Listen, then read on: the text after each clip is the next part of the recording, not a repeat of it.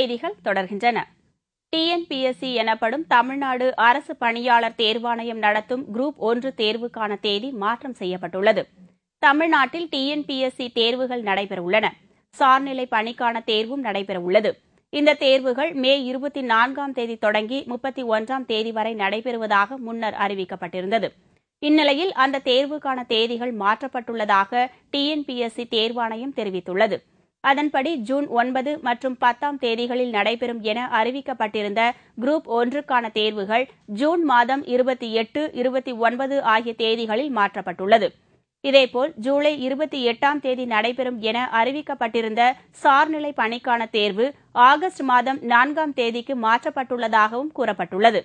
இந்த தேர்வுக்கான நுழைவுச் சீட்டினை www.tnpsc.gov.in என்ற இணையதளத்தில் இருந்து பதிவிறக்கம் செய்து கொள்ளலாம். சுடுகாட்டிற்கு பாதை வழங்க கோரி திருவண்ணாமலை மாவட்ட ஆட்சியர் அலுவலகத்தை ஆயிரக்கணக்கான மக்கள் முற்றுகையிட்டதால் அங்கு பெரும் பரபரப்பு ஏற்பட்டது. திருவண்ணாமலை அடுத்த கோணலூர் கிராமத்தில் சுமார் 4000 பேர் வசித்து வருகின்றனர். இவர்கள் குடும்பங்களில் இறக்கும் நபர்களை அருகில் உள்ள கோணலூர் துறிஞ்சல் ஆற்றங்கரையில் உள்ள மயானத்திற்கு எடுத்துச் சென்று அடக்கம் செய்வது வழக்கம்.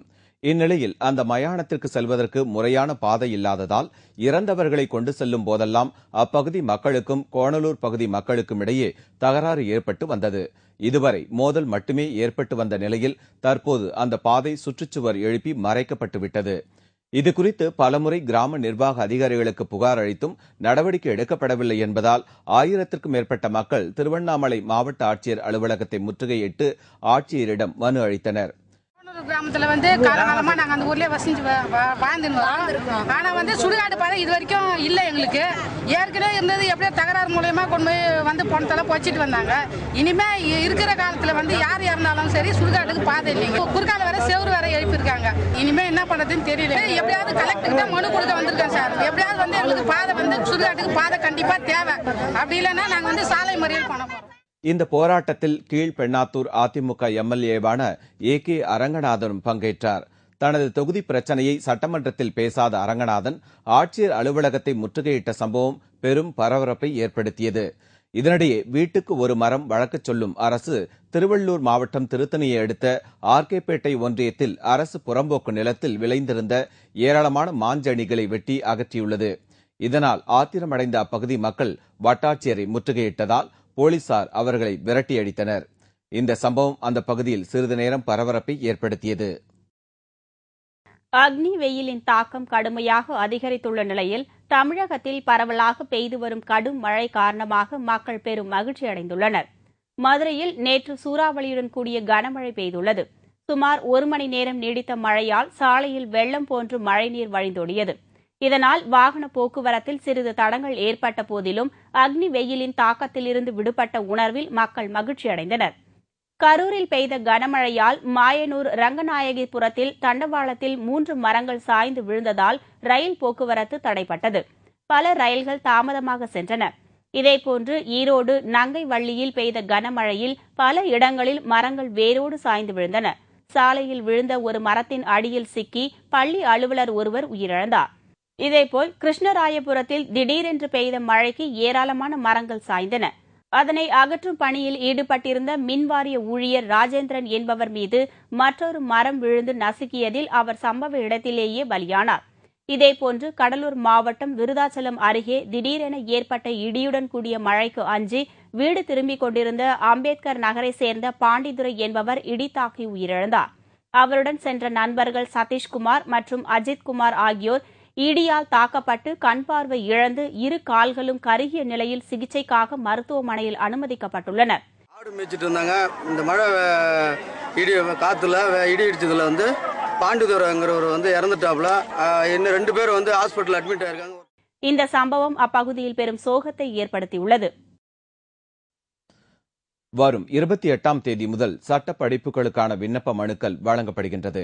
சென்னை அம்பேத்கர் சட்டக்கல்லூரி உள்ளிட்ட 7 அரசு சட்டக் கல்லூரிகளில் 2012-13ஆம் கல்வியாண்டிற்கான BL படிப்புகளுக்கான மாணவர் சேர்க்கை நடைபெறவுள்ளது. இதற்கான விண்ணப்பங்கள் வரும் 28ஆம் தேதி முதல் வழங்கப்பட உள்ளது. விண்ணப்பங்களை சென்னை, செங்கல்பட்டு, வேலூர், திருச்சி, கோவை, மதுரை மற்றும் நெல்லையில் உள்ள அரசு சட்டக் கல்லூரிகளிலும் சட்ட பல்கலைக்கழகங்களிலும் பெற்றுக் கொள்ளலாம். 5 ஆண்டு BL பட்டப்படிப்பிற்கு விண்ணப்பிப்போர் +2 தேர்ச்சி பெற்றிருக்க வேண்டும். பொது பிரிவினருக்கு 20 வயதும், SC, ST பிரிவினருக்கு 22 வயதும் நிரம்பியிருக்க வேண்டும். பொது பிரிவினர் 45%, SC, ST பிரிவினர் 40% குறைந்தபட்ச மதிப்பெண் பெற்றிருக்க வேண்டும். 3 ஆண்டு படிப்பிற்கு விண்ணப்பிப்போர் ஏதேனும் ஒரு பட்டம் தேர்ச்சி பெற்றிருக்க வேண்டும். 3 ஆண்டு பட்டப்படிப்புகளுக்கு 1262 பேரும், 5 ஆண்டு பட்டப்படிப்புகளுக்கு 1052 பேரும் சேர்க்கப்பட உள்ளனர். 5 ஆண்டு பட்டப்படிப்புக்கு விண்ணப்பிக்க ஜூன் 15ஆம் தேதியும், 3 ஆண்டு பட்டப்படிப்புக்கு விண்ணப்பிக்க ஜூன் 30ஆம் தேதியும் கடைசி நாளாகும். ராணுவத்தில் இருந்து ஓய்வு பெறவுள்ள தலைமை தளபதி VK சிங்கிற்கு பாதுகாப்புத்துறை அமைச்சர் AK அந்தோணி நாளை பிரிவு உபச்சார விருந்து அளிக்க உள்ளார். வயது விவகாரம், ராணுவத்தில் வெடிமருந்து பற்றாக்குறை உள்ளதாக பிரதமருக்கு எழுதிய கடிதம் வெளியானது என்ற பல சர்ச்சைகளில் சிக்கிய ராணுவ தலைமை தளபதி VK சிங்கின் பணிக்காலம் வரும் 31ஆம் தேதியுடன் முடிவடைகிறது. இதனையொட்டி VK சிங்கிற்கு பாதுகாப்புத்துறை அமைச்சர் AK அந்தோணி நாளை பிரிவு உபச்சார விருந்து அளிக்க உள்ளார். அதனைத் தொடர்ந்து வரும் 30ஆம் தேதி புனேயில் தேசிய பாதுகாப்பு அகாடமியின் சார்பில் ராணுவ அணிவகுப்பு மரியாதை நடைபெறுகிறது. அதில் VK சிங் கலந்து கொண்டு ராணுவ அணிவகுப்பு மரியாதையை ஏற்றுக்கொள்ள உள்ளார். இதனிடையே ராணுவத்தின் அடுத்த தலைமை தளபதியாக லெப்டினன்ட் ஜெனரல் பிக்ராம் சிங் வரும் 31ஆம் தேதி பதவியேற்பார் என்று தெரிகிறது.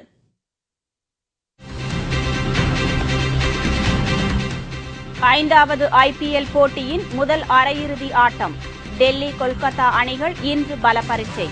விவரம் இடைவேளைக்கு பிறகு.